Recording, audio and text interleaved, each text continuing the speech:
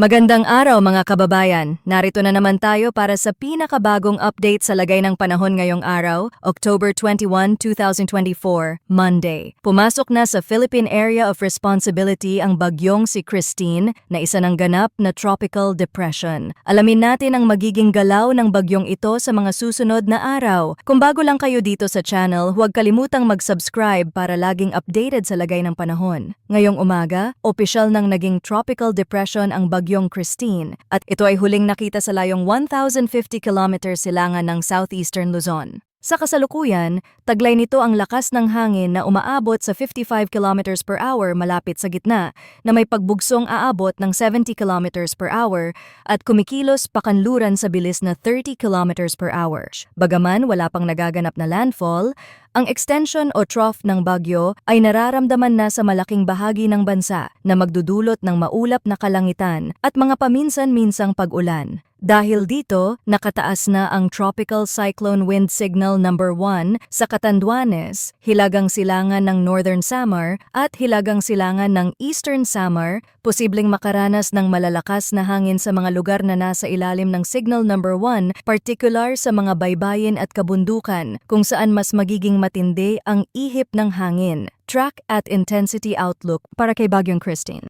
Inaasahang magpapatuloy ang kilos nito pakanluran hanggang bukas, October 22, bago ito lumiko pakanlurang Hilaga mula Martes ng hapon at sa mga susunod na araw. Posibleng maglandfall ang bagyo sa Hilagang Luzon sa Friday, October 25 ng hapon. Habang ito ay nasa karagatan pa, mataas ang tsansa na lumakas ito. Posibleng maging isang tropical storm ang Christine sa loob ng susunod na 12 hours at magiging isang severe tropical storm bukas ng hapon o gabi. Inaasahan na abot ito sa typhoon category bago maglandfall sa Hilagang Silangan ng Cagayan.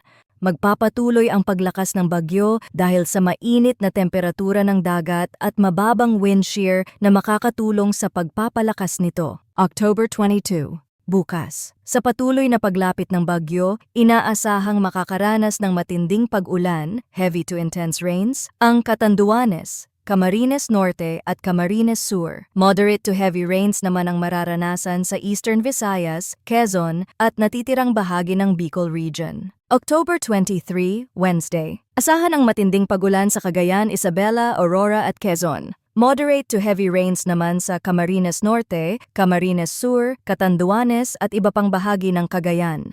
Maghanda at sundin ang mga abiso ng mga lokal na pamahalaan upang makaiwas sa anumang sakuna. Sa mga lugar na may mataas na panganib ng pagbaha at pagguho ng lupa, ugaliing mag-monitor sa mga updates mula dito sa aming channel at sundin ang mga tagubilin sa paglikas kung kinakailangan. Tandaan, ang panahon ay mabilis magbago, kaya't manatiling nakatutok para sa mga pinakabagong ulat tungkol sa lagay ng panahon. Maraming salamat sa inyong pagtutok at patuloy na mag-ingat. Stay safe, mga kababayan.